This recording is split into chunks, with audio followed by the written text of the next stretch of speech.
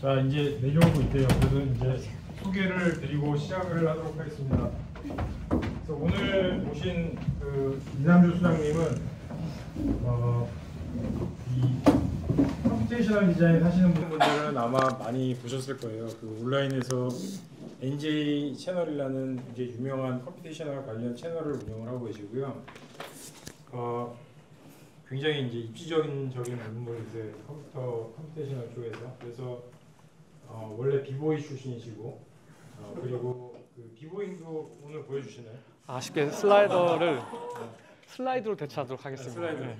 그래서 비보이 출신이시고 그 다음에 그 저기 과기대에서 건축을 전공을 하시고 그 다음에 제가 알고 있기로는 버클리로 가셔서 석사 하시고 그 전에 MIT의 센서블 시티 랩이라는 데서 이제 근무를 하셨고 그 이후에 버클리 이후에 이제 하버드 GSD에서 건축학 석사를 또 하신 학벌 만렙 굉장히 그 예체능 그 지덕체를 겸비를 하시는 그런 분입니다. 그래서 뭐 하여튼 그 이 건축 컴퓨테이션 쪽에서는 거의 끝판왕이라고 보시면 되니까 여러분들이 굉장히 어렵게 보셨어요. 그래서 자리를 이탈하지 마시고 끝까지 재밌게 들었으면 좋겠습니다. 네, 박수로. 제 목소리 잘 들리시나요? 이렇게 해도 될까요? 네. 예. 오늘 사실 여러분들 그 스튜디오 오픈하셨잖아요, 그죠?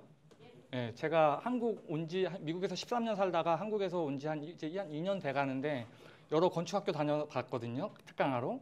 근데 제가 본 스튜디오 중에서 가장 설계하기 좋은 되게 브랜뉴로 이렇게 딱 스튜디오를 만들어 놓은 것 같은데 오늘 또 오프닝 했는데 어쩔 수 없이 여러분들 다 끌려오셨죠, 여기 2시간 동안.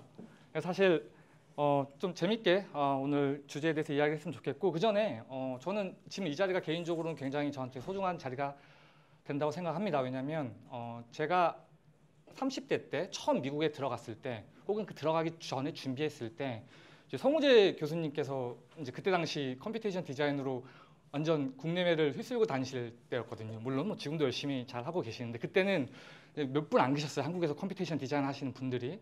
그래서 성우재 교수님의 그때 많은 도움을 받으면서 저도 미국에서 한 10년 이렇게 살았는데 커리어도 쌓아오고 직장 취직이라든지 기억나시는지 모르겠지만 뉴욕에서 졸업한 다음에 그림쇼 놀러 가가지고 커피 마시면서 여러 가지 조언을 들었던 기억이 납니다. 근데 어느덧 제가 여기 와서 이제 또 저의 어떤 개인적인 컴퓨테이션 디자인 관한 이야기를 한다고 하니까 좀 개인적으로도 굉장히 좀 소중한 시간인 것 같습니다. 그리고 제가 사실 이 강의를 부탁을 했을 때 한 8시간 정도 해달라고 그랬어요. 8시간. 네. 왜 8시간? 한 8시간은 해야지 안 그러면 시간 너무 모자릅니다. 하니까 안 돼. 일단 2시간만 먼저 하자. 해가지고 오늘은 제가 아까 여러분들 다 오시기 전에 약간의 설문을 했거든요. 아마 뭐 평균적으로 그럴 겁니다. 너무 코딩이라든지 이런 부분도 어렵게 보시는 분도 많이 계시고 한 그라스호퍼 한 절반 이상 사용하시는 것 같더라고요. 그래서 좀 최대한 좀 쉽게 약간은 뭐랄까 좀 흥미 위주로 갈 거예요. 그래서 디테일이 좀 빠졌다 하면은 제가 이 자료를 마지막에 여러분 다 드릴 거거든요. 이게 300페이지 정도 되는데 자료를 제가 꾹꾹 눌러 담았어요. 그래서 여러분들 제 프레젠테이션 자료를 보면은 항상 그렇습니다. 뭐냐면 이스트 에그 찾듯이 항상 클릭을 하면 계속 뭔가 열릴 거야. 자료가 많이 있습니다. 제가 강연을 하면은 마지막에 듣는 이야기 중에 하나가 그거야. 강연 자료를 보면은 광기가 느껴진대요. 되게 다양한 자료들 제가 여러분들과 나눠서 컴퓨테이션 디자인은 이렇게 공부하고 이렇게 적용하는 게 좋다라는 거를 제가 선배된 입장에서 여러분들 드릴 테니까 최대한 좀 쉽게 한번 같이 이야기를 나눠보도록 한번 해봐요. 자, 인터넷이 연결이 됐나요? 자, 볼까요? 자, 지금 슬라이드 하나가 넘어갔는데 잠시만요. 인터넷이 지금 이거를 네. 약간 그 내용 보실 거고. 예. 이거를 잠시만요. 인터넷 잠깐 연결해 볼게요.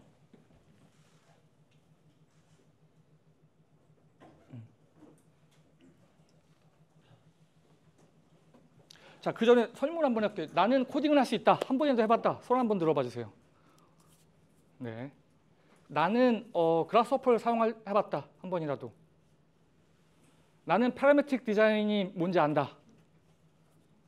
오케이. 나는 인공지능에 관심이 있다. 오케이, 좋습니다. 되게 긍정적인데요. 생각했던 것보다 여러분들. 제가 강연을 많이 다니고 있고 특별히 지금 제 대학원 수업을 하고 있는데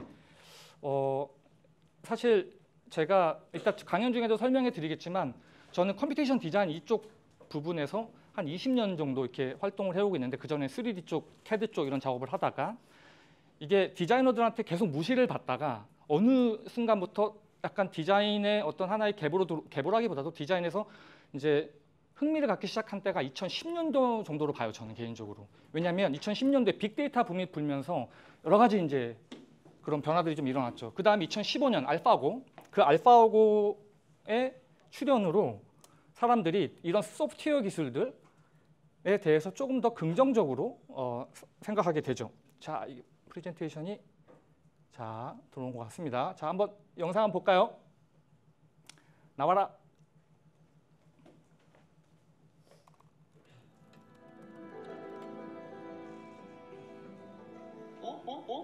뭐지?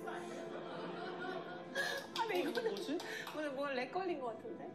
I don't really know what AlphaGo is trying to do here. That's the understatement of the year. Isn't it Muff today? No, no, that's the moon. 자, 이게 그 유명한 신의 한 수라고 처음이자 마지막으로 인공지능을 이긴 이제 기사로 이세돌 구단이 기록이 되죠. 이때 이후로 이 AI라고 하는 것들은 그림도 그리고요. 아시죠? 미드저니로 해가지고 우승도 했었고요. 그리고 평면도 짜주고 인면도 그려주고 영화도 만들어주고 요즘 챗GPT 여러분들 안 쓰시나요? 다 쓰죠. 챗GPT를 안 쓰는 사람 찾아오기 더 어렵단 말이야. 그 정도로 지금은 이제 인공지능이라는 이런 기술들이 소프트웨어 기술들이 우리 디자이너들에게 쫙 와 있죠. 저는 이런 상황을 보면서 저는 개인적으로 제가 밀고 있는 표입니다, 여러분들. 나중에 잘 돼서 이 표가 좀 많이 흥했으면 좋겠습니다. 제가 한번 설명을 해드릴게요. 저는 이 전의 혁명을 우리가 뭐라고 얘기하죠? 산업혁명이라고 이야기하죠. 그게 결국에는 에너지 혁명이라고 저는 개인적으로 생각을 하고 있습니다. 에너지가 언제든지 ready to use한 거야. 해서 그죠? 컴퓨터도 쓸 수도 있고요.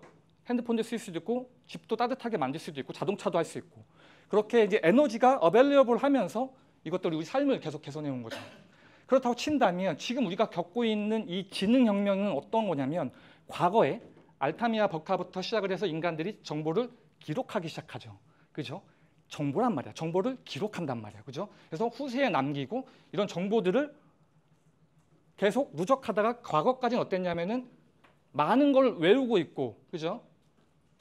알고 있고 암기하고 있고 이걸 잘 다룰 수 있는 사람이 더 높은 지위를 받았죠. 그렇죠? 그게 이제 20세기적 교육 방식인 거죠. 21세기에는 있는 자료들 우리가 외울 필요 없단 말이야. 그렇잖아요. 이런 지능들을 가지고서 어떻게 우리가 ready to use하게 쓰는 거예요. 지금 우리가 여러분들 챗GPT에 뭔가를 질문을 하거나 그라스호퍼라든지 이런 소프트웨어를 쓸 때 그 뒷단에서 엄청나게 많은 고대 시대부터 쌓아 올린 기하학부터 이런 많은 공리들이 그 프로그램 안에 들어가 있거든요. 그런 것들이 우리는 그냥 쓰지만 결국에는 모든 지식들이 ready to use하게 우리 손 안에 있는 것들이죠. 그래서 다시 말씀드리지만 이런 정보들, 자 유클리드 기하 책입니다. 여러분들 다 그 파라메트릭 건축 디자인 하면 요 모를 수 없겠죠, 여러분들. 이렇게 하면서 요즘은 제가 2010년도 때는 막 엑사바이트로 막 데이터를 만든다고 하는데 지금은 아예 바뀌었어. 제타바이트로. 이게 10배씩 올라가는 거죠, 여러분들. 데이터를 계속 우리는 생성을 해내고 있습니다. 그래서 이런 생성된 데이터들이 결국에는 ready to use하게 된다. 이게 이제 핵심 이제 AI 시대의 핵심인 거고요. 지금 이거 한번 볼까요? 스마트 시티, 머신러닝, 드론, 오토노미스 비에이클 이거 다 뭔가요? 흔히 우리가 이야기하는 4차 산업혁명 키워드라고 이야기하죠. 그렇죠? 이것들이 모양은 다르게 해도 결국엔 그 뒤에 뭐가 있다? 데이터다. 여러분들 제가 이따 뒤에 설명해 드리겠지만 컴퓨테이션 디자인 책을 쓸 때 제가 리서치를 했는데 그때 1위부터 10위 기업까지 뭐 코카콜라나 버크셔 이런 회사 빼놓고는 다 데이터를 모으고요. 가공해서 이 데이터 서비스에서 다 돈을 벌고 있거든요. 데이터가 핵심이 되는 겁니다.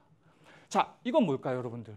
돌멩이, 유리, 플라스틱, 콘크리트 이런 것들. 이런 재료들이 여러분들이 새로운 재료들이 산업에 인트로덕션 될 때 그죠? 도구도 같이 인트로덕션이 되고 이런 새로운 재료들이 올라올 때마다 디자인은 도약을 하죠. 그렇잖아요. 과거에 유리 하면은 깨지기 쉽잖아. 누가 이걸 유리 갖고 뭔가를 하겠어. 근데 요즘은 방탄 유리도 나오고 유리 가지고 많은 디자인 작업들을 할 수가 있는 거죠. 그래서 이게 20세기적 사고의 어떤 데이터라고 보면은 21세기적인 지금 우리 시대 과거에 우리가 생각하는 데이터의 스펙트럼을 좀 높여봐요. 이렇게. 그러면 다시 말씀드리지만 21세기에 많은 돈이 모이고 많은 인력들이 모여서 하고 있는 것들이 봐도 보다 데이터다. 데이터. 눈에 보이지 않는 이 데이터라는 재료를 여러분들이 앞으로 어떻게 디자이너로서 쓸 수 있을 것인가가 사실 핵심입니다. 제가 여러분들한테 오늘 프레젠테이션을 꽉꽉 짜가지고 여러분들한테 한 단어로 딱 드리면 뭐냐면 데이터. 나는 과연 데이터를 어떻게 쓸 것인가. 이거에 대한 고민하셔야 됩니다, 여러분들. 그래서 AI 디자인 사실 위에 있는 재료는 낚시였습니다. 요즘 하도 AI가 핫하니까 사실 그 AI 뒷단에 뭐가 있다? 데이터가 있다라는 거고 이 데이터는 결국에는 컴퓨테이션 한다. 컴퓨테이션. 그래서 컴퓨테이션이라는 단어가 사실 본질입니다. 자, 이게 제가 이제 미국에서 있을 때 이제 요즘도 더하면 더했지 다르지 않을 거예요. 보시면은 컴퓨테이셔널 저널리즘, 컴퓨테이셔널 이코노믹스, 컴퓨테이셔널 바이올로지, 그죠? 컴퓨테이셔널이라는 키워드로 다양한 학문들이 이제 열려지고 있거든요. 이게 무슨 뜻일까요? 기존의 것들은 무시하는 건가요? 컴퓨테이셔널 저널리즘 혹은 뭐 바이올로지 같은 경우도 기존 바이올로지랑 컴퓨테이셔널 바이올로지랑 다를까요? 사실 같아요. 그러니까 컴퓨테이션이라는 건 뭐냐면 결국에는 기존에 우리가 전통적으로 해왔던 방식들에서 아까 말씀드린 데이터란 재료, 그다음에 데이터를 컴퓨팅할 수 있는 알고리즘이나 컴퓨팅 파워를 가지고 기존에 봤던 것들을 좀 더 높은 해상도로 보는 거예요. 더 높은 정밀도로. 그래서 기존의 영역들이 컴퓨테이션이라는 단어를 명시적으로 달면서 새로운 어떤 이제 21세기적인 학문의 어떤 그 체계를 갖춰가는 것이죠. 나중에 시간이 지나고 나면 여러분들 이 컴퓨테이션 단어 자체가 무의미해집니다. 네. 제가 계속 설명을 드릴게요. 그래서 컴퓨테이션 디자인 그럼 뭐냐? 우리 이거에 또 대답을 해야 되지 않겠습니까? 이것도 사실 굉장히 넓은 텀이기 때문에 여러분들이 좀 고민을 해보시면 좋을 것 같습니다. 요즘 뭐 파라메트릭 디자인, 그죠? 뭐 에이전트 베이스 디자인, 제너레이티브 디자인 이런 키워드 많이 들어보셨죠? 네. 제가 이거를 대학원 수업에서도 하고 있는데 좀 이렇게 긴 시간을 갖고 해도 학부생들, 대학원생들이 힘들어 하더라고요. 그래서 제가 여러분들한테 이런 키워드들을 딥하게 설명을 못 드리는데 어쨌든 오늘 그 느낌만 좀 잡아가면 좋을 것 같아요. 그래서 결국에는 이런 파라메트릭하고 제너레이티브하고 에이전 베이스한 이런 키워드들을 통해 가지고 이제 컴퓨테이션이라는 방법들을 이용해 가지고 여러분들 이제 기존에 했던 것들을 대결 구도가 아닙니다. 트레디셔널 방법 말고 이걸 해야 돼가 아니라 같이 가는 건데 여기서 이제 컴퓨테이션한 방법에 더 많은 기회들이 있겠죠. 여러분들 솔직히 얘기하자고 고인물들이 경쟁하면 힘들잖아, 그죠? 새로운 여러분들만의 어떤 새로운 풀이 열리고 있다는 거죠. 지금 이거는 보면은 재밌습니다. 제가 이제 실리콘밸리에서 일을 하고 있는데 지금도 이제 리모트로 일을 하고 있거든요. 보면은 오히려 이런 컴퓨팅 기술을 가지고 공간을 디자인하는데 애플이나 구글이 더 열성이에요. 네. 저도 이거 보고 약간 좀 쇼킹 약간 충격을 받았거든요. 충격이라기보다도 좀 기분이 나빴어요. 이 공간 디자인 우리가 전공인데 왜 얘네들이 하고 있지? 보니까 얘네들은 우리보다 더 어떻게 보면 열린 마음으로 왜냐면 돈이 되고 UI, UX 하는 애들이 2D 스크린에서 3D 공간 경험 계속 확장하면서 뭔가 VR, AR 이런 쪽으로도 잡이 막 열리고 있습니다, 여러분들. 그래서 지금 컴퓨테이션이라는 단어로 약간 여기까지 왔는데 좀 다양한 직장들에 대해서도 우리 졸업한 다음에 중요하잖아요, 그죠? 그런 것도 한번 고민해볼 필요가 있고 이거 되게 유명한 짤입니다, 여러분들. 밈이라고 하죠. 예. 자, 제가 한국에 와서 미국에서도 제가 컴퓨테이션 디자인을 알리기 위해서 우리 성호재 교수님한테도 저도 많이 배웠고 내가 또 후배된 입장에서 또 여러분들한테 선배된 입장에서 제가 이런 자료들을 알림에 있어서 가장 많이 부딪혔던 게 사실 이런 부분들이거든요. 사람들은 되게 팬시한 텀에 많이 눈이 쏠리죠. 그죠? 컴퓨테이션 디자인 뭐 AI가 했어요. 무슨 그죠? 요즘 여러 가지 모델들이 있잖아요. 근데 그 이전에 사실은 프로세스가 더 중요하고 그 밑에는 데이터가 사실 굉장히 중요하거든요. 그래서 데이터라는 부분을 이해하게 되면 여러분들 컴퓨테이션 디자인에 대해서 확실히 우리가 구구단의 그 공리를 이해하게 되면 다 외울 필요 없잖아요. 그런 식으로 학습을 하셔야 됩니다. 네. 데이터 부분 좀 넘어가고요. 그래서 저는 결국에는 이 데이터라는 거는 뭐냐면은 현실 세계의 정보를 어떻게 컴퓨팅 가능한 디지털 세계로 갖고 올 거냐에 대한 이야기예요. 네. 깊게 안 들어갈게요. 그래서 가장 일반적인 게 벡터라이제이션을 하는 거고 라스터라이제이션을 하는 그런 두 가지의 방식들이 있습니다. 그래서 이 방식들에 따라서 우리가 어떻게 데이터들을 쿠킹할까가 되게 이제 중요해지는 거죠. 그리고 저도 이제 컴퓨테이션 디자인을 미국에서 공부하고 또 가르치고 지금도 공부하는 입장에서 이게 과연 무엇일까라고 고민을 해보면 사실 something special, 뭔가 새로운 것라고 보기에는 많은 오해가 있다고 생각이 되어져요. 제가 경험적으로. 그래서 이거를 고민해 보면 뭐부터 시작하면 좋냐면요. 컴퓨터 공학에서 과연 이걸 어떻게 볼까를 고민하면 돼요. 컴퓨터 공학 여러분들 101 알죠? 기본 수업을 딱 듣게 되면은 가장 먼저 배우는 게 뭐냐면 컴퓨테이션 사고입니다. 예? 여러분들 아실 거야. 막 그 안철수 그 백신 만드신 그분도 그렇고 그 다음에 전 대통령 미국 버락 오바마도 그렇고 한때 제 조카도 그렇지만 코딩 공부한다고 막 코딩학원 막 우후죽순 열리고 막 이랬잖아요. 그러면 컴퓨터 코딩 이런 것들을 하는 것 자체가 사실 의미가 있을까요? 코딩을 열심히 가서 쳐야 될까? 타이핑을 해야 될까? 이건 보여지는 현상이고 핵심은 뭐냐면 컴퓨터의 사고거든요. 결국은 문제 해결 능력이에요. 문제 해결. 그래서 여러분들 뭐 보면은 막 컴퓨터 너드들 보면은 막 되게 이상하게 이야기할 때 되게 많잖아요. 예를 들면은 라면이 있으면은 우유 2개 사와. 그래서 남자가 우유만 2개 딱 사갖고 왔대요. 왜냐면 라면이 있었잖아. 이게 이상하게 보일 수 있겠지만 되게 명시적으로 정보를 압축한 거거든요. 사실 뭐 이건 나중에 더 들어갈게요. 그래서 결국엔 뭐냐면 컴퓨터 공학의 컴퓨테이션 사고를 디자인 사고 프로세스에 인베드 시키고 그거를 적용하는 게 핵심인 거예요.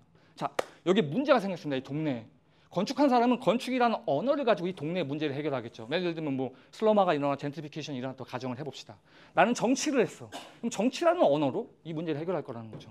예. 그런 것처럼 여러분들이 디자인이라는 언어로 어떤 각각의 스튜디오라든지 여러 가지 것들을 통해서 뭔가 문제를 해결하려고 할 때 그때 우리는 컴퓨테이션 사고를 통해서 문제들을 어떻게 추상화시키고 디컴포즈 시키고 패턴을 만들어서 이게 결국 뭐냐면은 컴퓨팅 프로그래밍을 구현하는 이야기거든요. 다시 설명하면은 디자인 프로세스의 코드화 이게 핵심인 겁니다.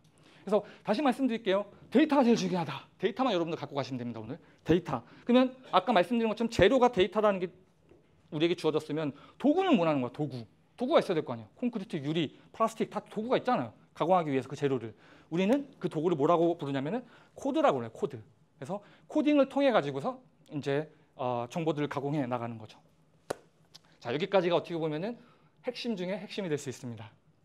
그래서 저 개인 설명을 좀 드리면은 이 강사가 누군지 여러분들 백그라운드를 아셔야지 좀 도움이 되겠죠.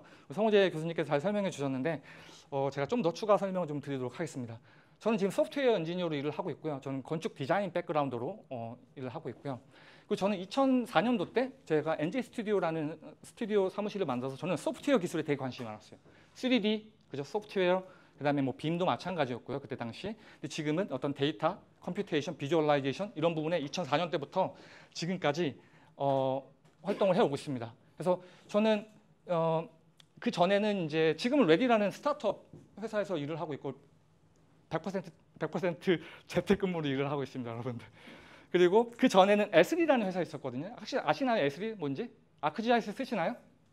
네, 아크지아이스 만든 에스리에서 소프트웨어 엔지니어로 있었고 그렇게 저는 이제 실무 경력이 이제 그렇게 됩니다. 그래서 이런 것들을 바탕으로 제가 제 유튜브를 하고 있거든요. 혹시 제 유튜브 아시는 분 손 들어 보실래요? 예, 꽤 되네요. 좋습니다. 한 1,300개 정도의 비디오가 올라가 있고요. 그다음에 한 150개의 글, 그다음에 요즘은 팟캐스트라든지 이런 것을 통해서 컴퓨테이션 디자인 이렇게 공부하는 게 좋습니다라는 것들을 알리는 이제 프론티어로 제가 역할을 해오고 있습니다. 그래서 이게 오늘 프레젠테이션 끝나고 이 파워포인트를 다운받을 수 있는데 다시 말씀드리지만 이것들이 다 링크가 하나둘씩 있습니다. 그래서 따라 들어가다 보면 굉장히 많은 자료들을 여러분들이 볼 수 있을 겁니다. 제가 이렇게 활동을 계속 하다 보니까 질문들을 되게 많이 받아요. 그래서 질문도 제가 한 100개 넘게 중복된 거 말고 이거는 비디오로 만들면 좋겠다라는 것들을 해가지고 만들어 놓은 게 한 100개가 넘어가는데 그중에 이제 가장 많이 오는 질문이 이거예요. 학부생, 대학원생들 우리가 지금 코딩이라든지 데이터 막 이런 AI 시대에서 과연 어떻게 준비해야 되냐 막 이런 질문들을 굉장히 많이 받거든요. 그래서 제가 이런 부분에 대해서 오늘 같이 한번 이야기를 나눠보도록 해요. 그래서 디자이너가 코딩을 공부해야 되는 이유는 너무나 명확합니다. 예. 제가 지금 시간이 계속 가서 그냥 짧게 좀 이렇게 말씀드리고 넘어가면은 여러분들 흔히 아는 자동화뿐만 아니라 어떤 환경들을 가지고서 제너레이티브하게 만들어주는 방법들도 있고요. 그 다음에 어떤 실험적인 부분들, 그 다음에 어떤 오히려 창의적인 부분들까지도 컴퓨터의 도움을 받아서 할 수 있는 부분들이 많이 있기 때문에 여기 제가 드린 링크를 한번 보시면서 디자이너가 왜 코딩을 해야 되는지 한번 보시면 또 좋을 것 같아요. 그리고 제가 아무래도 이쪽 바닥에 한 20년 넘게 있다 보면은 선배님, 후배님들이 요즘은 이제 다 여기저기 가 계세요. 그중에 이제 송우재 교수님도 계시고. 근데 제가 제 후배들 중에서 이제 컴퓨테이션 디자인 쪽으로 뭐 이렇게 가르치고 일을 하고 있는 친구가 있는데 그 친구가 저한테 그러는 거예요. 혹시 컴퓨테이션 디자인으로 만든 건물이 있나요? 라고 저한테 물어보는 거예요. 그래서 이 질문이 사실 제 개인적인 생각에는 잘못됐다고 생각을 하거든요. 그러면 뭐 스케치업으로 만들어진 건물은 따로 있나요? 레빗으로 만들어진 건물이 있나요? 컴퓨테이션 디자인은 어떤 요소 기술로 들어가서 다시 말씀드린 대결 구도가 아닙니다. 제가 오늘 오기 전에 그 정림의 어느 제 군대 선임이기도 한데 한 20년 동안 그 설계하신 분이랑 같이 이야기를 나눴는데 거기도 팀을 만들고 해체시키고 만들고 해체시키고 반복한다 하더라고요. 그게 뭐냐면 결국 something special로 보면 항상 문제가 생겨요. 과거에 여러분들 제가 설계할 때는 다 펜 갖고 했거든요. 3mm, 5mm, 9mm 펜 갖고 설계 이렇게 했는데 그때 당시 제가 CAD에 관심이 있어서 막 3D 이런 거 공부하면 야 디자이너가 그런 거 왜 해? 안 해도 돼? 막 이랬단 말이에요. 근데 요즘은 어때요? 전기가 안 들어가고 소프트웨어가 없으면 여러분들 설계 다 못 하잖아. 과거랑 완전 바뀌었어요. 제가 기대한 앞으로 10년 뒤, 20년 뒤 여러분들의 경쟁 상대는 저희들이 아니라 10년 뒤 어린 친구들 태어날 때부터 스마트폰을 입에 물고 코딩을 너무나 자연스럽게 치면서 나오는 애들이랑 경쟁을 해야 되거든요. 그래서 지금부터 준비를 해놓으면 굉장히 도움이 많이 되고 여기 이제 그런 오해들 제가 받았던 그런 오해들이 있거든요. 이런 오해들 때문에 컴퓨테이션 디자인을 더 흡수를 못하는 것 같아요. 그래서 그런 질문들을 좀 이렇게 제가 놔뒀으니까 한번 보시면 좋을 것 같습니다. 이 스크린 캡처가 뭐냐면 2008년도인가 그럴 거야, 여러분들. 여러분들 2008년도에 몇 살이었습니까? 네? 중학교? 초등학교? 네? 3살? 3살? 오케이. 여러분들 바닥 박박 기어다닐 때 있었던 일인데 자, 여러분들 보세요. 누가 글을 써놨어. 뭐라고 써놨는지 아세요? 야, 스마트폰이 조금 더 커졌으면 어떨까? 영화도 보면 어떨까? 음악도 좀 들으면 어떨까? 인터넷도 하면 어떨까? 지금은 우리가 쓰고 있는 스마트폰을 그냥 누군가 써낸 거야. 근데 여기서 뭐라고 베스트 댓글이 뭔지 아세요? 제가 차마 말을 못하겠지만 이 XX야. 핸드폰을 그냥 노트북에 박아다 써라. 야, 4인치면 그거부터 휴대폰이라 부를 수 있냐? 여기는 영화나 그만 봐라. 이게 대중의 인식입니다. 항상 대중은 이래요. 정확히 2로 3개월 뒤에 아이폰 3GS가 인트로덕션이 되면서 그때부터 스마트폰이 확 열리기 시작한 거죠. 그러면서 사실 제가 저번에도 작년 겨울에도 특강을 한번 했었는데 그때 당시는 스마트라는 단어가 되게 유행했어요. 그래서 너도 나도 스마트, 스마트 TV, 스마트 뭐, 스마트 찾아보세요. 되게 많은 흔적이 있습니다. 저는 지금의 AI를 보면서 똑같은 걸 느껴요. 너무 피로도가 높아져. 그래서 나중에 제가 AI 관련된 강의도 쫙 있는데 한번 여러분들 성우지 교수님한테 좀 말씀해 주셔서 시간을 한 4시간, 6시간 정도 주시면 제가 그것만 또 집중적으로 강의를 나중에 해드리는 걸로 하고 오늘은 일단 이 컴퓨테이션 디자인에 집중해서 이야기 나누도록 해요. 자, 또 다른 그림이 있습니다. 이 그림은 뭘까요, 여러분들? 이게 1900년도 사람들이 2000년도, 지금 여러분이 살고 있는 이 시대는 이럴 거야 라고 해서 그림을 그려놓은 거거든요. 이때는 이제 미국 같은 경우 철강 왕 나오고 막 철도 산업이 막 부흥하면서 배도 철도 위에 올려놓고 집도 철도 위에 올려놨어. 그 다른 그림 보잖아요. 도시를 이렇게 우산으로 막아놨어. 그냥 그들이 보는 그 테크놀로지로 미래를 그냥 상상한 거죠. 선형적으로. 미래는 절대 그렇게 일어나지 않죠. 자, 많은 사람들이 그 제프 베조스 아마존 창업자한테 가서 이런 이야기를 한대요. 앞으로 10년이 지나도 변하지 않을 게 뭡니까? 10년이 지나도 내가 비즈니스를 하기 위해서 어떤 트렌드를 타야겠습니까? 무엇을 해야지 내가 돈을 많이 벌 수 있겠습니까? 아무래도 아마존을 창업한 분이니까 얼마나 많은 인사이트가 있겠어요. 근데 그분이 그런 얘기예요. 그런 것들은 계속 나한테 물어보는데 그 누구도 물어보지 않는 하나가 있다. 그게 바로 뭐냐? 10년 뒤에 변하지 않을 건 아무도 안 물어본다.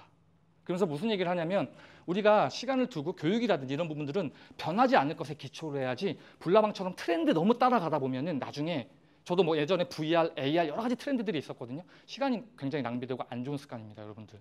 항상 트렌드보다 트랜스포메이션에 여러분들이 집중을 하면서 가야 되는 게 어떻게 보면 지금의 이 작금의 변화를 이해하는 데 굉장히 중요합니다. 이것만 잠깐 보고 넘어갈게요. 이분이 반도체계의 천재거든요. 아시는 분은 아실 거예요. 이분이 애플을 가면 애플 CPU가 최고로 정점을 칠 거야. 주가도 그렇고 AMD도 마찬가지고 거의 반도체계에 살아있는 전설인데 이분이 이제 하시는 이야기 한번 들어보세요. So imagine you're gonna make a loaf of bread. The recipe says get some flour, add some water, add some yeast, mix it up, let it rise, put it in a pan, put it in the oven. It's a recipe. Right? Understanding bread, you can understand biology, supply chains, grain grinders, yeast, physics, thermodynamics. Like there's so many levels of understanding there. And then when people build and design things, they frequently are executing some stack of recipes, right? And the problem with that is the recipes all have limited scope. Most people, when you get to be an expert at something, you know, you're hoping to achieve deeper understanding, not just a large set of recipes to go execute. 그러니까 결국 뭐다? 말씀드린 것처럼 여러분들 본질을 변하지 않는 본질을 시간을 투자해서 학습을 하고 여러분들 커리어 파스에 이어 나가야지. 이게 유행이래. 이거 한번 해볼까? 저거 한번 해볼까? 이런 식으로 시간을 허비하면 안 됩니다, 여러분들. 20대 때 가장 중요한 시간이기 때문에. 그래서 리차드 파인만 아시죠? 이분도 이런 얘기 하잖아요. 예. 야, 외우지 마. 포뮬러를 언더스탠딩해. 그러니까 20세기적 사고에서는 그 교육 방식에서는 여러분들 많이 외우는 게 제일 좋은, 그렇죠? 좋은 대학 가고 좋은 직장 가는 거죠. 여러분들 그거 아세요? 산업혁명 때 교육이 뭔지 아세요? 남자 나이가 8살, 9살 되면 아빠 따라가고요. 여자아이는 엄마 따라가요. 가서 뭐 하냐면 현장에서 망치질하고 돌멩이 날르고 그게 교육이거든요. 요즘 같았으면 난리가 나겠죠. 예. 지금 20세기적 사고에서는 우리가 뭔가를 많이 외우고 암기하는 게 중요하지만 이게 핵심이라고 봅니다. 21세기적 사고에서는 뭐냐면 우리가 교육 없이 문제를 해결하는 거예요. 내가 배운 걸 가지고 활용해가지고 문제를 해결할 수 있는 능력, 인사이트죠. 크리티컬 띵킹이 되게 중요한 거거든요.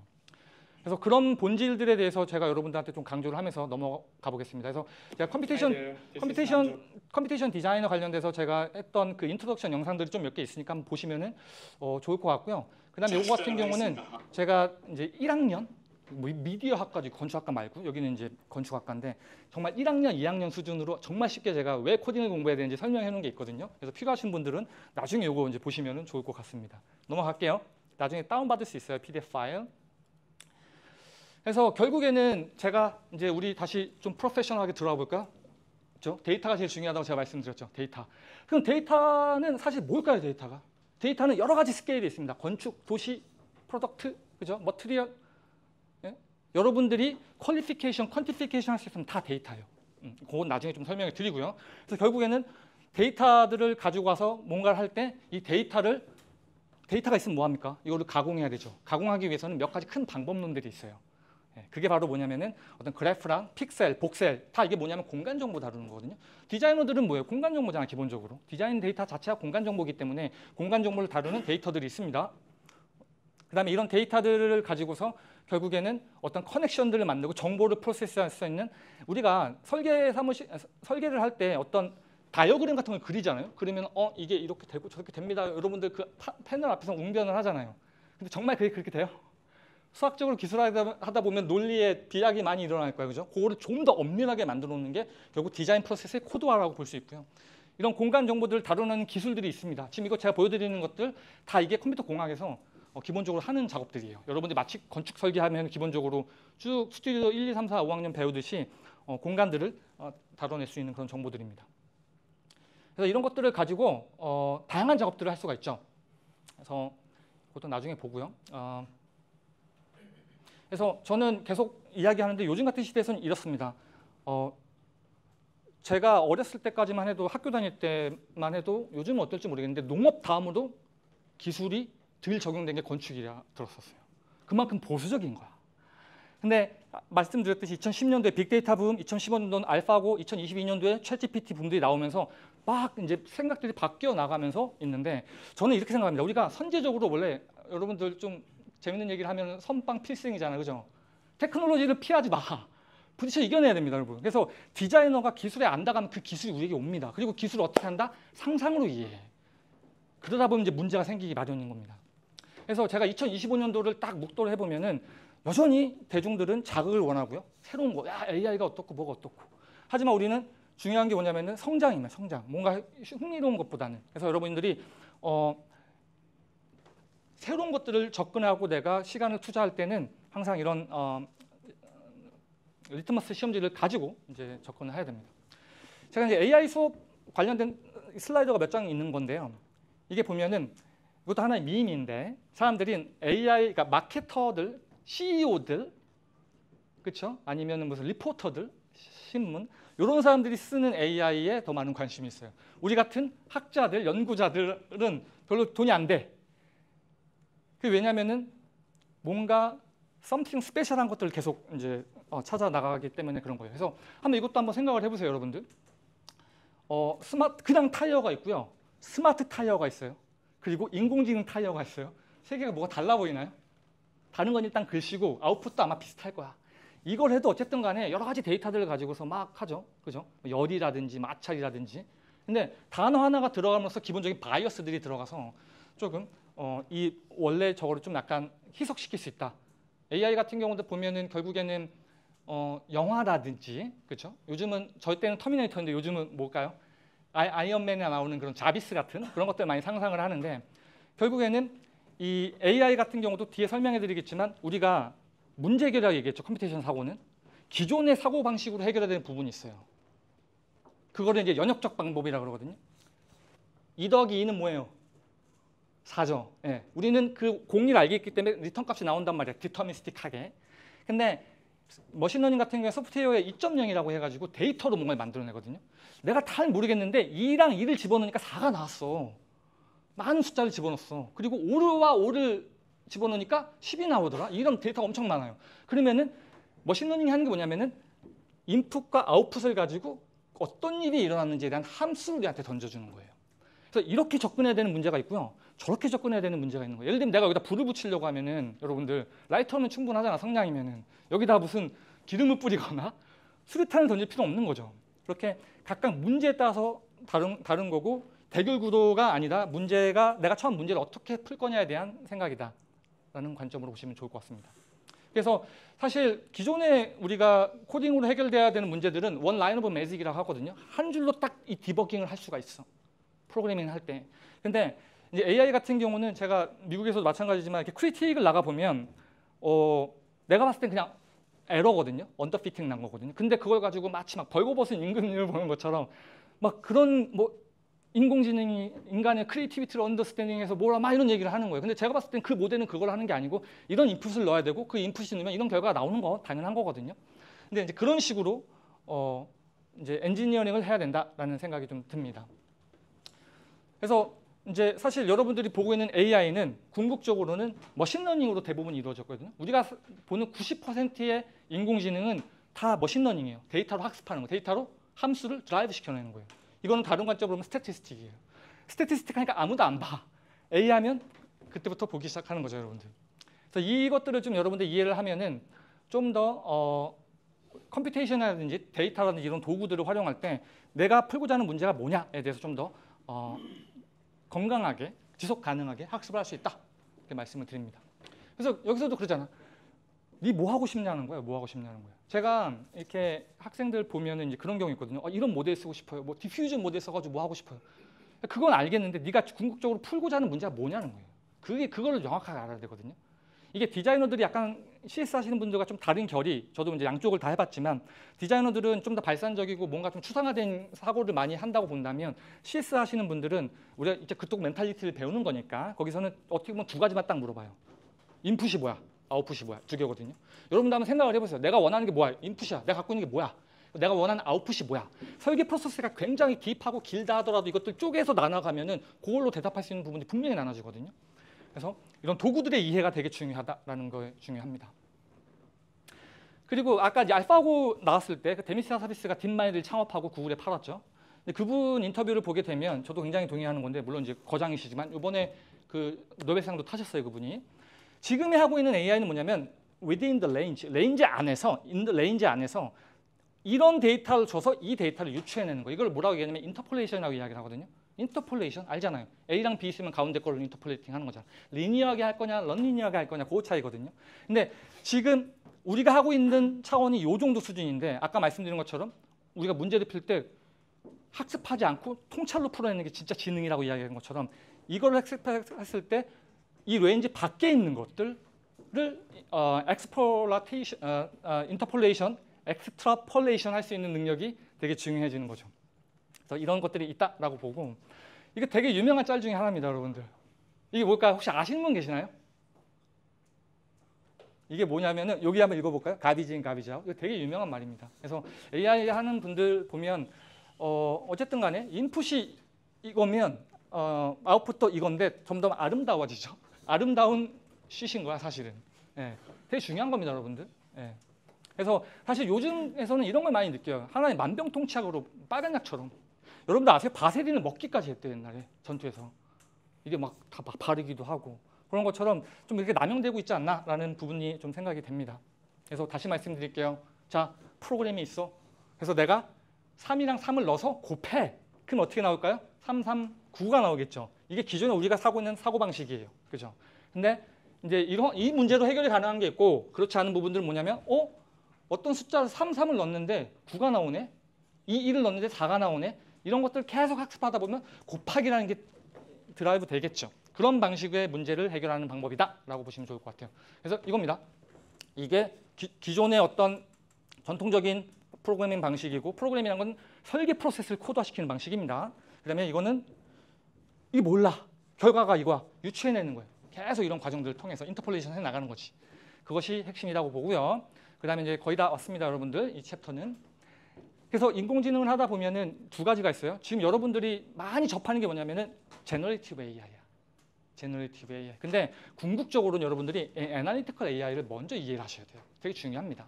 그래서 이게 애널리티컬 AI 같은 경우는 뭐냐면은 결국에는 디자인 프로세스에서 수많은 데이터들이 나오면 이 데이터들을 아까 얘기한 것처럼 1.0적 사고로 바라볼 수도 있고요. 2.0적 사고로, 소프트웨어 2.0적 사고로 프로세스 해야 될 때가 있습니다. 그래서 사실은 이 분석형 AI 같은 경우는 과거부터 계속 써오고 있었던 것들이고요. 생성형 AI 같은 경우는 사실 할루시네이션 같은 것들이 심해서 그렇습니다. 그래서 전 또 하나 어떻게 보냐면 이 애널리티컬 분석형 모델 같은 경우는 결국에는 데이터의 타입 따라 어떤 모델 쓸지가 결정이 돼요. 넘어갈게요. 점점 머리 아파지기 시작합니다. 그래서 지금 제가 데이터를 가공할 수 있는 두 가지 방법에서 설명을 드렸죠. 컴퓨테이셔널 사고를 가지고서 그죠? 선형적으로 쭉 가는 거, 연역적 방법, 그다음에 이제 귀납적 방법으로 하는 방식들이죠. 그래서 이런 것들을 어떻게 C줄과 날줄을 엮어서 뭘 만들어야 된다? 디자인 프로세스를 코드화시키는 거다. 그게 핵심인 겁니다, 여러분. 그래서 저는 어떻게 보면 하나 이게 시스템이라고 봐요. 그래서 우리가 이 문제를 할 때 좀 에이전 베이스하게 가보자, 아니면 뭐 룰 베이스로 해보자, 제너레이티브하게 해보자. 우리의 목적은 옵티마이제이션이다. 막 각각의 타겟들이 있을 거란 말이야. 그런 것들 따라서 이제 시스템 전략들을 짜기 마련인 거죠. 그래서 저는 컴퓨테이션 사고를 컴퓨테이션 디자인 띵킹이라고 해가지고 제가 좀 정리를 해놓은 게 있거든요. 이걸 보면은 간단하게만 몇 가지만 설명해 볼게요. 가장 중요한 게 뭐냐면 내가 갖고 있는 문제 이해하는 거야, 그지?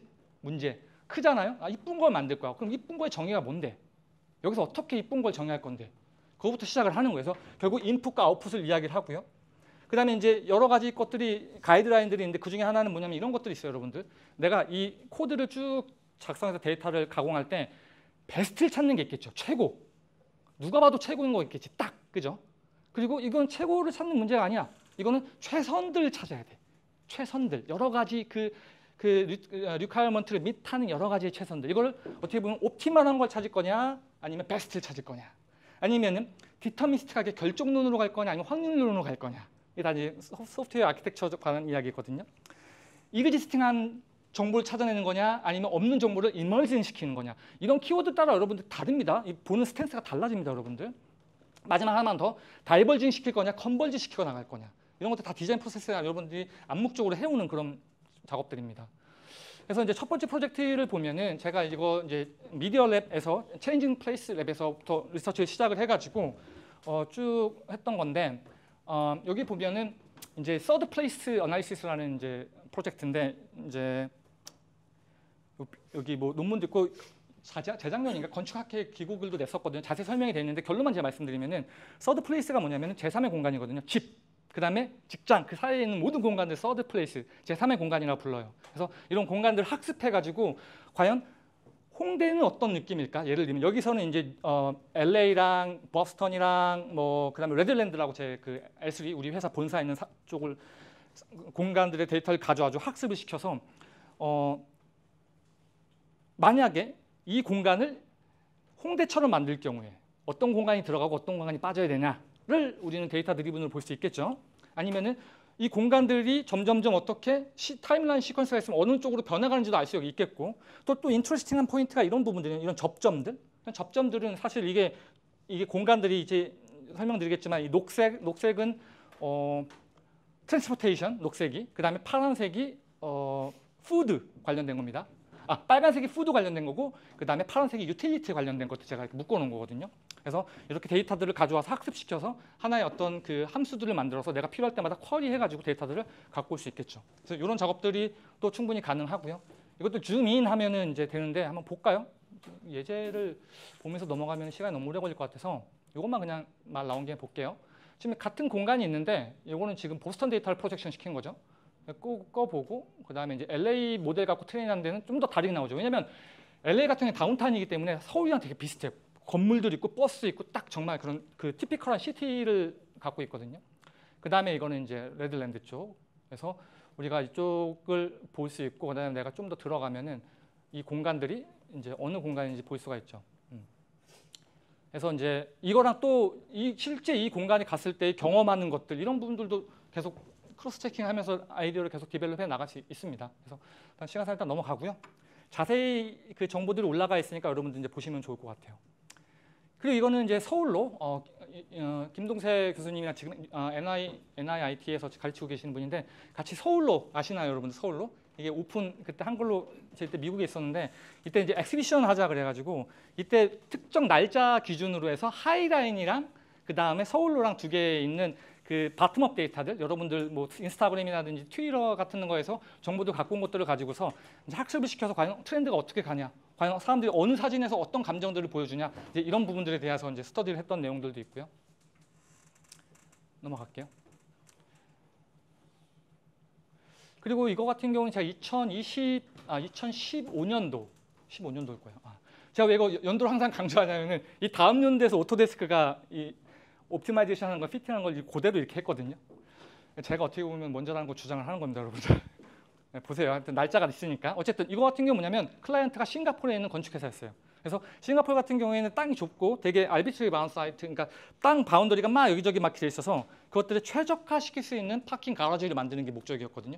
클라이언트가 뭐냐면 디자인 회사는 아니었고 디벨로퍼, 부동산. 그래서 이들이 관심 있던 건 뭐냐면 베스트만 찾으면 돼요, 베스트. 그래서 베스트를 찾기 위해서 이제 여러 가지 옵티마이제이션 하는 거고 그 다음에 이게 보면 이제 파킹 아이디라 그러는데 그러니까 우리가 같은 고정된 공간에서 가장 높은 파킹 밀도를 보여주는 게 뭘까요? 당연히 많은 자동차 대수를 파킹할 수 있어야 되고 동시에 그 자동차들이 다니는 길은 줄이면 줄여서 좋겠죠.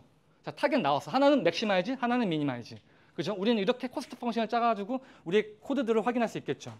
그래서 그런 식으로 이제 파라미터를 탐색하는 과정이고 그 다음에 이제 또 거기 보면 디자이너들도 있어요. 그래서 디자이너들이 야 베스트는 알겠는데 약간 문이 이쪽에 났으면 좋겠어.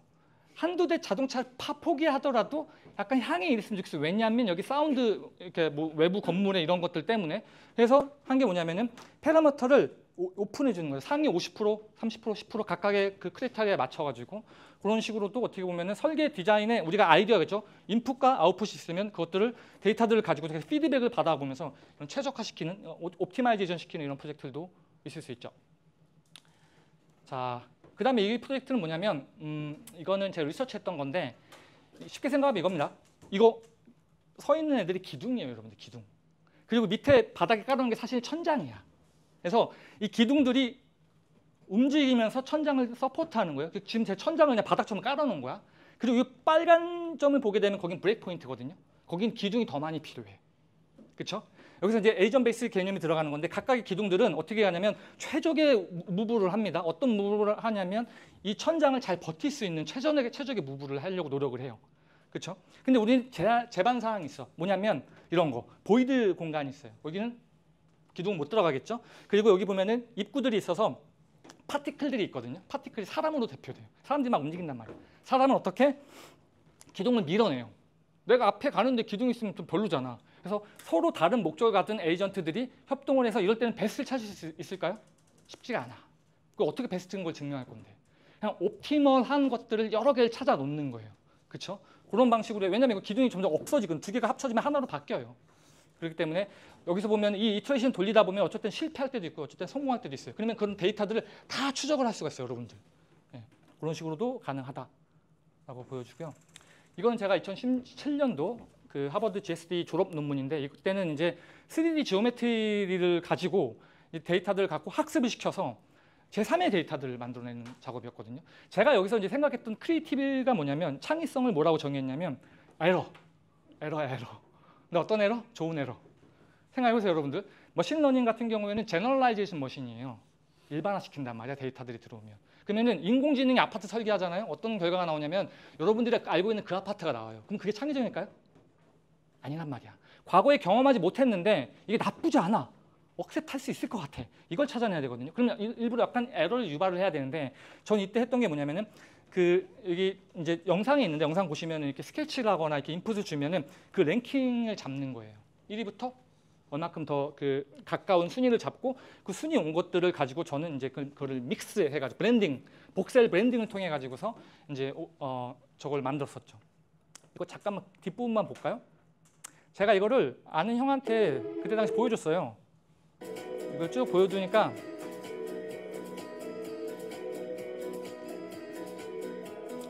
자, 제가 이거를 쭉 보여드렸거든요. 그러더니 이게 이제 의자라고 나온 거예요. 근데 요 의자 보이시나요? 요 의자? 요 의자가 좋다고 하는 게 누구냐면은 보여드린 그 형의 딸. 그 아이는 여기 의자를 이렇게 올라타서 배로 이렇게 앉는 게 어떻게 보면 그 친구의 의자인 거야, 개념이. 그래서 또 하나 또 배웠지 않았나라고 생각이 됩니다. 그래서 어떻게 하면 좀 창의적인 에러를 할까에 대한 중요한 이야기를 했습니다. 지금 어떻게 보면 데이터를 가지고서 되게 좀 어떻게 보면 되게 서카스틱하게 확률적으로 뭔가를 했다고 본다면 그 전에 이제 여러분들 모든 디자인은 피할 수 없는 게 있습니다. 지오메트리, 기하학이란 말이야. 기하학 반드시 하셔야 돼요. 벡터 오퍼레이션부터. 제가 수업을 하게 되면 가장 강조하는 게 벡터거든요. 벡터로 사실 모든 게 다 해결되거든요. 벡터를 어떻게 연결할 거냐? 라인입니다. 어떻게 크로스드 라인을 할 거냐? 그럼 폴리 라인입니다. 그리고 메쉬로가 될 수도 있고 아까 얘기했던 픽셀, 복셀 다 이거 벡터로 다 모든 게 해석이 됩니다. 그래서 저는 기하학 관련돼 가지고 이것도 이제 제가 만들어 놓은 그라스호퍼 플러그인인데 패브리케이션 관련돼 가지고 이런 것들을 벡터를 이해해서 할 수가 있죠. 그래서 벡터가 사실 많지가 않아요. 몇 가지 안 돼. 한 10개 가지고 세상 복잡한 문제들 다 해결하는 거거든요, 여러분들. 그래서 제가 저는 가장 소중하게 여기는 게 제 통장 잔고보다도 저는 제 라이브러리를 가장 소중하게 여깁니다. 제가 짜는 라이브러리가 있거든요. 가끔 가다가 이렇게 제 직업병이 뭐냐면은 디자이너나 이런 형들 만나면 문제 물어봐요. 그러면은 요즘 이런 거 어떻게 할까라고 물어보면 저는 그 머릿속에서 빠르게 내가 만들었던 라이브러리를 찾아요. 그 다음에 없으면 걔네들 또 새롭게 만들어서 조합을 해. 이게 한 1년, 2년 정도만 하면 웬만한 거 다 잡혀요, 여러분들. 많지가 않아. 그래서 이런 훈련들을 하는 게 사실 컴퓨테이션 사고는 개념적인 사고인 거고 실제 코드를 짤 때는 이런 식의 라인 바이 라인 그 인풋과 아웃풋에 대한 이제 이런 오퍼레이션에 대한 것들에 대한 사고를 할 수밖에 없거든요. 그래서 그렇습니다. 그래서 여기 보면은 뭐 뉴머리컬 지오메트리, 뭐 다이나믹스 이런 것들 만들어 놓은 툴들이 있는데 나중에 다운받아서 쓰시면 좋을 것 같고 그다음에 환경도 되게 재밌어요. 환경. 제가 컴퓨테이션 이야기를 하면은 가장 보수적으로 보는 게 건축적이고요. 가장 긍정적으로 보는 쪽이 어디냐면은 도시. 왜냐면 도시는 워낙 빅데이터를 많이 썼으니까 과거부터. 그리고 랜드스케이프입니다. 랜드스케이프. 랜드스케이프이 비교적 되게 디터미스틱해요. 왜냐면 데이터 정해져 있잖아. 그렇잖아요. 심지어는 그것도 있습니다, 여러분들. 조경을 심었을 때 얼마큼 자랄 거냐. 이런 데이터들도 있어요. 그래서 만들어낼 수 있단 말이에요. 그래서 저는 이제 환경 데이터들을 가지고 이런 툴 같은 것들 만들었는데 여기서도 보면 이걸 만들 때 땅을 평가할 때 이런 게 있대요. 뭐 soil dampness, 그러니까 물이 얼마큼 머금고 있고 pH 레벨이 어떻고 그 슬로프가 어떻고 태양이 어떻게 들어오고 이런 파라미터들을 쭉 만들어 놓고 이제 어떻게 보면은 이제 아까 얘기한 것처럼 시스템을 만들어 나가는 거죠. 그런 작업들을 통해서 결국 환경 데이터들은 컴퓨테이션한 적용 방법들이 굉장히 많다. 그래서 여기서 한번 영상을 한번 나중에 보시면 좋을 것 같습니다. 제가 그걸 만든 다음에 했던 게 뭐냐면 게임을 한번 만들어봤어요. 그거는 이제 단순한 거라면 이건 이제 복잡계의 어떤 시스템이죠. 뭐냐면 작은 변화를 줘서 큰 변화를 유도해 보는 거거든요. 예를 들면 이런 겁니다, 여러분들. 구름을 콕콕 찍으면 구름이 뚝뚝 물방울을 흘려내죠. 물방울의 사이즈도 다르겠죠. 이 물방울을 쏙 들어가지고 여기 나무에다 딱 집어넣으면 어떻게 된다? 나무가 자라난다. 예.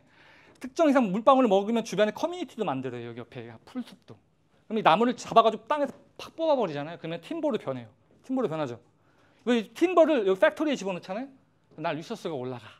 그렇죠? 그리고 얘는 카본 다이옥사이드를 릴리즈하면서 그런 밸런스들을 이제 하는 거거든요. 그래서 이런 것들을 구현할 때는 되게 다양한 소프트웨어적인 사고들이 필요해요. 결국 여러분 이거 디자인 프로세스잖아. 그렇잖아요. 그래서 이런 훈련들도 되게 중요하다. 그래서 이거는 이제 뭐랄까요? 조금 어떤 에이전 베이스 OOP에 관련된 부분들인데 기술적인 부분은 넘어갈게요. 그래서 여기 이런 환경적인 부분들, 이런 시뮬레이션 이런 부분들은 데이터들을 많이 워낙 쓰는 부분들이기 때문에 유리하죠. 이런 것도 보면 사실 여러분들 기후 같은 것도 할 때도 사실 벡터 필드를 먼저 다 만들어 놓거든요. 벡터들 흘리면서 얘네들이 움직일 때마다 이거 지금 그냥 움직이는 것 같지만 결국에 여러분 정보들이 다 트래킹이 돼요. 누구랑 부딪혔는지, 웨이 값은 어떤지, 그때 상황이 뭔지 이런 스테이트들을 계속 관리하는 거란 말이야. 어떻게 보면 컴퓨테이션 디자인은 다른 관점에서 보면은 과거엔 그럴 거야라고 상상했던 부분들을 명시적으로 매트릭으로 만들어서 이것들을 명시적으로 관리해 나가는 것들이거든요. 이런 것들이 가능하다라는 게 보여드리고요. 그다음에 이제 아까 말씀드린 것처럼 벡터 정보 다 벡터였어요. 그 전까지요. 점, 선, 면 그거 가지고 표상했다고 친다면 이제 라스터 데이터도 있죠. 라스터 데이터는 이미지입니다. 그래서 이런 리모트 센싱이라든지 이런 필터라든지 여러 가지 이미지에 관련된 이제 라스터 데이터에 관련된 부분들이 쭉 있는데 넘어갈게요.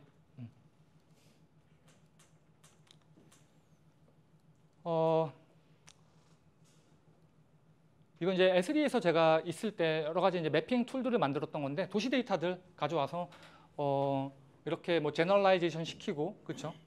그다음에 빈으로 데이터들을 쿠킹하고 뭐 여러 가지 뭐 프로젝션이라든지 이런 이제 실무적인 일도 많이 있었고요. 그런 것들에 대해서 좀 담아놨습니다. 그리고 그때 있을 때 이런 것도 만들었어요. 그 AI들 몇 개 모델들을 만들었는데 그 중에 하나가 이게 지도일까 아닐까 이런 거 어떻게 생각할까요? 어떻게 만들 수 있을까요? 그런 거? 네? 지도 데이터 막 집어넣고 지도가 아닌 데이터 막 집어넣은 다음에 학습시키면 되겠죠. 네. 그런 방식으로 뭐 그다음에 지도도 어떤 지도들이 좋은 건지 컬러 팔렛은 어떤지 제가 이제 GIS 회사 쪽에서 아무래도 일했었으니까 그런 모델들 같은 것들도 만들었던 예제들도 있고요. 패브리케이션도 사실 뭐 프로 오브 데이터죠, 그죠? 데이터들을 가지고서 이제 뒤에 설명해드리겠지만 우리가 실험을 통해서 데이터를 컬렉트해서 비선형적인 모델 같은 것도 만들어낼 수가 있거든요. 이거는 이제 제가 플러그인 만들었던 것들인데 넘어갈게요. 이거는 이제 이게 이제 그런 프로젝트인데. 지금 여기 보시면은 우리가 썼던 머티리얼이 뭐냐면은 햇볕에 노출됐을 때 특정으로 이렇게 스웰돼요. 부풀어 올라. 그리고 다시 햇빛이 그러니까 노출되지 않으면 다시 이렇게 줄어들거든요. 얘가 늘어날 때 과연 크래킹이 안 나기 위해서 무슨 일을 할 수 있을까? 세그멘테이션도 내보고 그다음에 스웰되는 그것들을 조절을 해가지고 그러니까 이제 이 가로축, 세로축에 맞춰서 레시오를 찾아가지고 이런 모델들도 만들어낼 수 있겠죠. 네, 그래서 빛이 얼마큼 들어오는지, 예를 들면 이건 디지털 머컵인데 햇빛이 들어오는 쪽은 블라인드, 그러니까 햇빛이 차단되죠 시각적으로. 그렇지 않은 부분은 열려 있고 해서 햇빛만 차단시키는 이제 그런 머티리얼에 대한 실험이었는데 이것도 사실 패러메트릭한 컴퓨테이션한 방법, 디자인을 하기 위해서 데이터를 운영하는 방법에서는 좋은 예가 되지 않을까라는 생각이 듭니다. 이것도 비슷한 이제 랩에서 했던 건데 여기서도 이제 되게 단순한 겁니다. 세라믹 프린팅 할 때 여러분 쭉 이렇게 싸다 보면은 가장 첫 번째로 그냥 상식적으로 부딪히는 문제가 뭔지 아세요? 이 무게 때문에 이렇게 쭈그러든단 말이야. 그 구두 때 크랙되고 그죠? 그런 거 어떻게 풀 수 있을까요? 컴퓨테이션한 방법으로. 그렇죠? 여러 가지 실험들 통해서 데이터를 추적해서 디지털 모델을 만들 때 이런 경우도 아까 말씀드린 것처럼 컴퓨테이셔널 사고와 어떤 그 AI적 소프트웨어 2.0적 사고들을 같이 융합을 해가지고 디자인 프로세스를 코드화시킬 수 있다라고 보시면 좋을 것 같아요.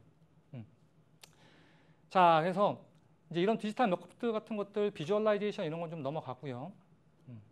그래서 제가 이런 것도 만들었어요. 그 그라스호퍼 보시면은 이렇게 컴포넌트 있는 거 있잖아요. 이걸 저는 그냥 웹에다가 이제 그 지도 관련돼 가지고 예를 들면은 내가 그라스호퍼 같은 알고리즘을 짜서 저희 이제 회사에서는 뭐 예를 들면 샌프란시스코의 지진에 대한 것들을 시각화시켰으면 똑같은 알고리즘으로 뭐 다른 지역들을 하기 위해서는 이런 식으로 좀 필요하거든요. 그리고 이거는 이제 또 하나 만들었던 건데 이거는 이제 스마트 드로잉이라고 여러분들이 이렇게 드로잉을 하잖아요. 그럼 이게 실제 벡터 데이터가 나오는 거예요. 재밌는 얘기 하나 해드릴게요. 이거를 지금 보시면은 내가 원을 그리면은 이제 프로바빌리티가 나오거든요. 두 개 다 합치면 1입니다. 그래서 제일 높은 게 0.9 이렇게 나오죠. 삼각 여기서 10개의 클래스가 있어요. 그래서 한 번은 제가 이제 이 하트 있죠, 이 하트도 이제 트레이닝 시키고 이랬거든요. 근데 이제 이거를 가지고 저희 PE가 저희 회장님한테 가서 이제 프레젠테이션 했다 하더라고요. 그래서 야 잘해갖고 오라고 파이팅 해서 갔어요. 그다음에 이제 돌아오길래 야 잘했어 물어보니까 NJ 잠깐 일로 와보라고 해서 갔죠. 자기는 하트가 안 그려진대요. 계속 안 돼가지고 데모하다가 이게 뭔가 했대요. 그래서 내가 너 일로 와봐 하트 그려봐. 그러니까 어떻게 그리냐면 하트를 전 이렇게 그렸거든요. 하트 이렇게 그렸거든요. 혹은 이렇게 그리거나. 근데 걔는 뭐 이상하게 어떻게 흑인 친구인데 이상하게 하트를 그리더라고요. 그래서 내가 야 그건 학습 데이터에 없었다. 미안하다. 넘어갔거든요. 그런 것들도 충분히 가능하고 이거 같은 경우도 재밌어요. 마우스를 딱 놓는 순간 주변 스테이트랑 여러 가지 환경들을 봐서 다음에 네가 뭘 클릭할 건지를 서지션 해주는 거죠. 이거 여러분들 다 쓰고 있습니다. 쿠팡. 그죠? 아니면 넷플릭스 이런 데서 다 서제션 해주는 게 다 이런 알고리즘으로 해주는 것들이거든요. 좀 되게 엔지니어링적인 사이드인데 이거 같은 경우도 보면은 이제 클러스터링 이제 하는 것들인데 클러스터링 방법들이 몇 가지가 있어요. 근데 제가 이제 개발한 알고리즘으로 했던 이제 클러스터링 방법들도 있습니다. 그래서 좀 이렇게 데모 릴 같은 것들도 있고요. 넘어가 볼게요.